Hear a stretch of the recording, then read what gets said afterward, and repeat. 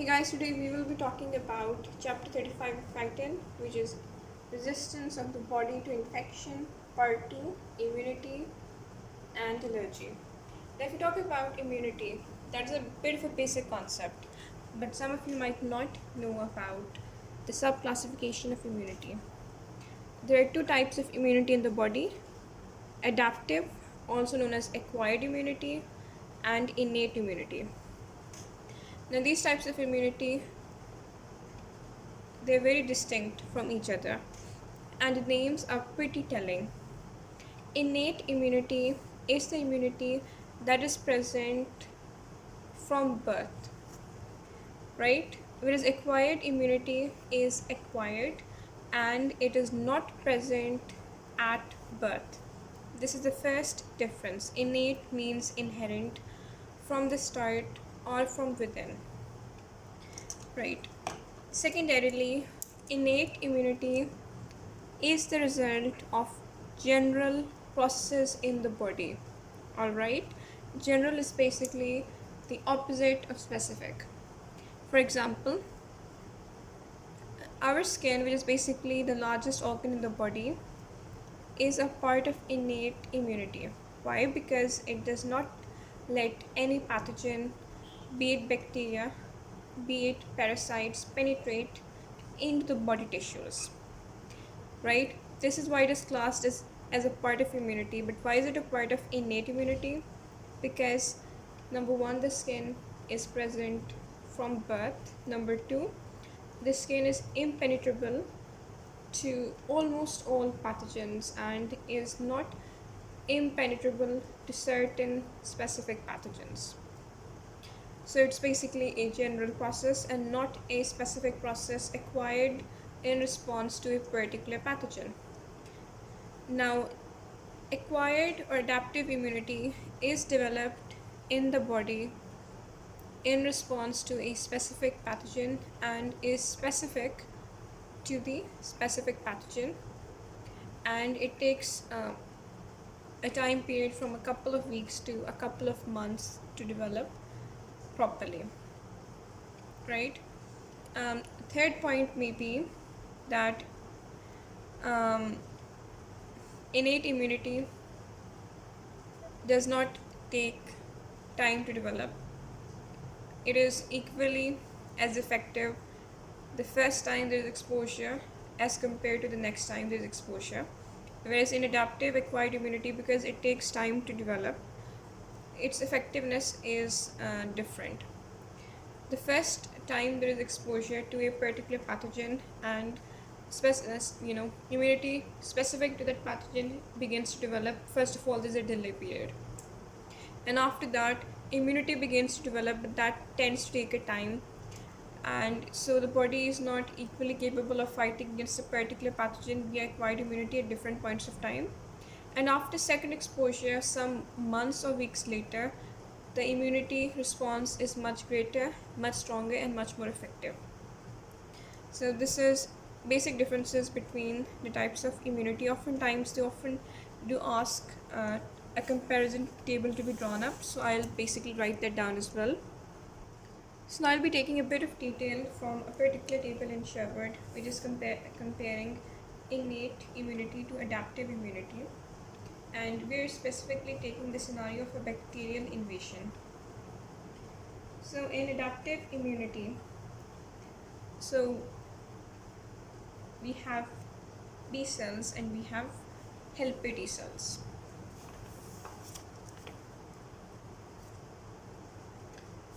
You can say that these are the agents of adaptive immunity.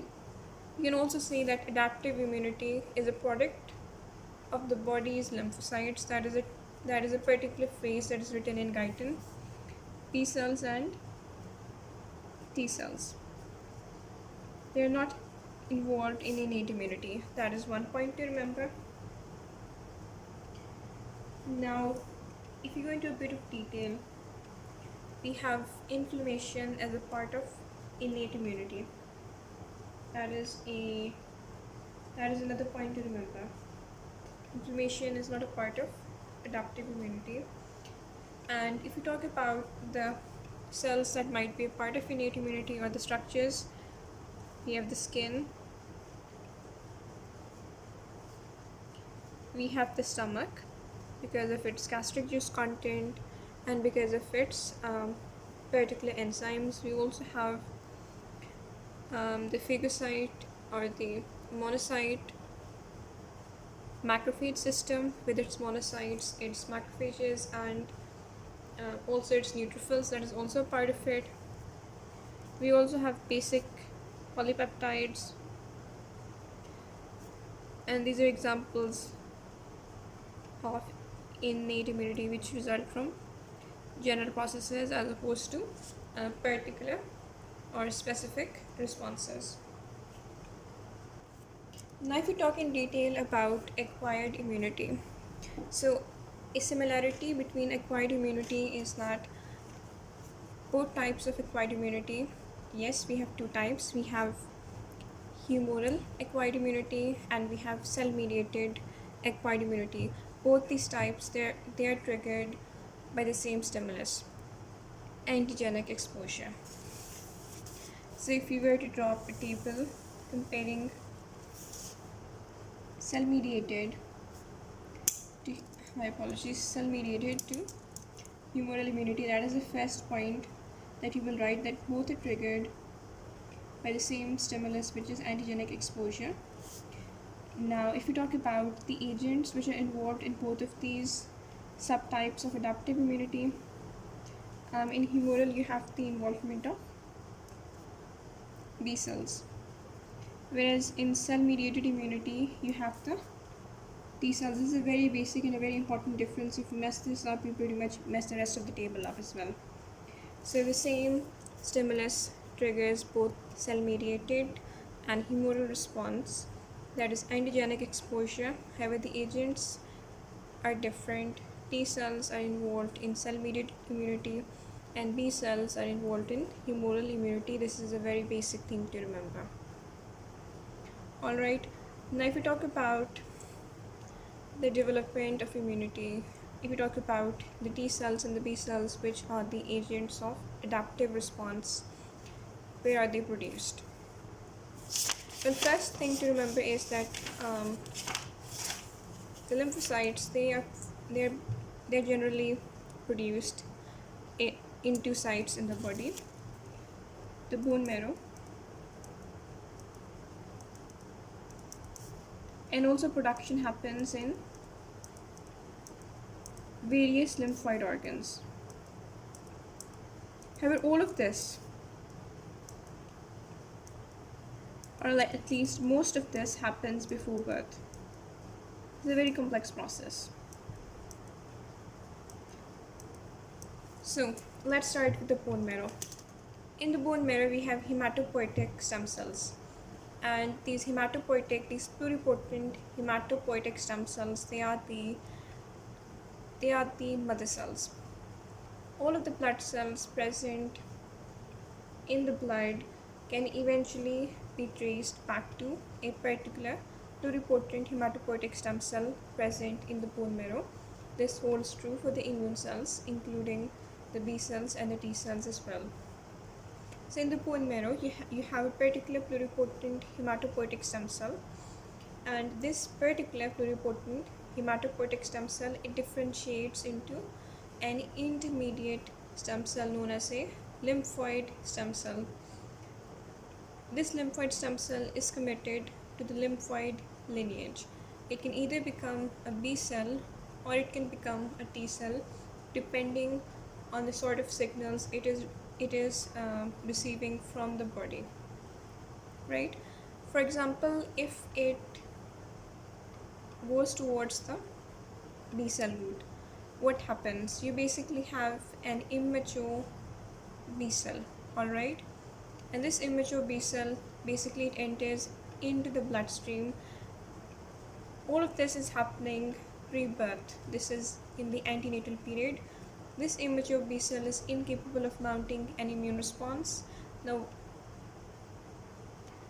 similarly, if the pluripotent hematopoietic stem cell, which differentiated into a lymphoid stem cell, if it chose the path of becoming an immature T cell, it would also enter into the bloodstream.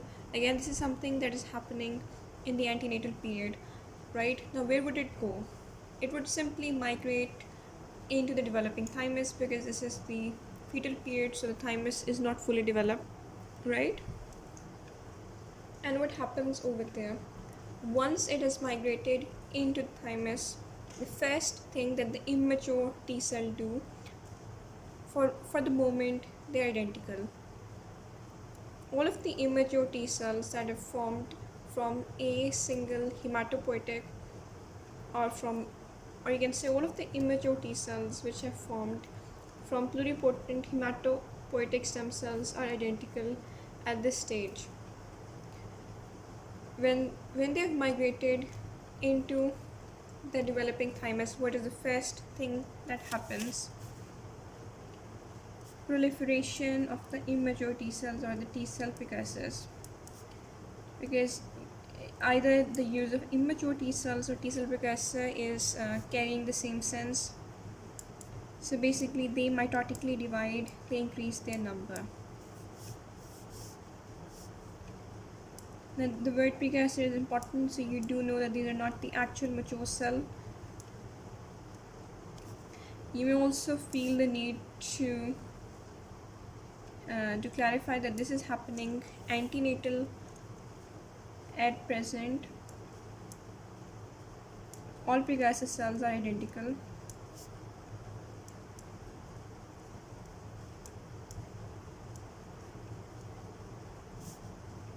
You may also need to clarify that proliferation happens via mitotic division. And what happens next is that the T cell population, the immature T cell population that is migrated into the thymus, develops diversity. So the population is developing diversity, right? And how is this diversity achieved, and what do we mean by this diversity?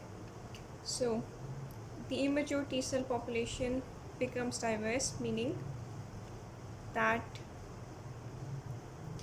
it might be better that a T cell population becomes diverse and the individual T cell precursor cells, they become specific.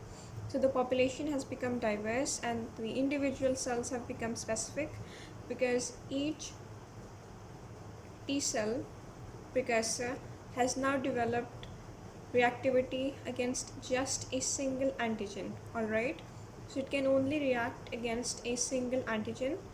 However, many different T cells have been developed, each of them having a different reactivity. So all of them will be specific against a different antigen. This is a very important thing you need to be clarifying, and this is known as development of diversity. Right, so if they ask you the role of thymus in the development of immunity, these are important things you need to mention. First, being the proliferation of the proliferation of the precursor T cell population that is migrated from the bone marrow into the thymus via mitotic division. At present, all of the T cell precursor cells are identical to each other. Next, in the thymus, the T cell population as a whole develops diversity, whereas the individual T cells develop specificity. What this means is that basically a particular T cell will now be reactive to just a single antigen, but there will be many million different types of T cells developed, each of them having reactivity for a different antigen compared to the other ones. Right, now the third step that thymus has in the development of immunity, again this is happening antenatal. This is self-tolerance.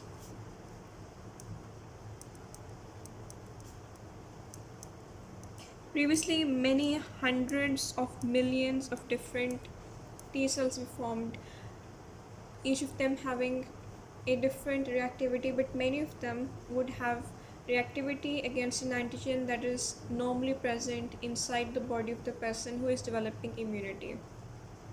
These T cells, they need to be destroyed because they would be harmful to the human being. This is achieved as a part of self-tolerance developed by thymus, and the process is also known as clonal deletion. And how is clonal deletion achieved? All of the antigens present in the body are mixed with the T cell population in the thymus. Those cells that react are basically destroyed either by apoptosis or by phagocytosis by the macrophages. Only those cells are allowed to leave the thymus and be distributed throughout the developing lymphoid tissue. After birth, those that have basically managed to escape this checking process. So this is the role of T cell in the development of tolerance. Something similar happens to the B cells, except that they don't go into the thymus per se, they remain in the bone marrow. Their pre-processing happens in the bone marrow, and all of this process is sort of done over there as well. So I'll be continuing this in my next part video.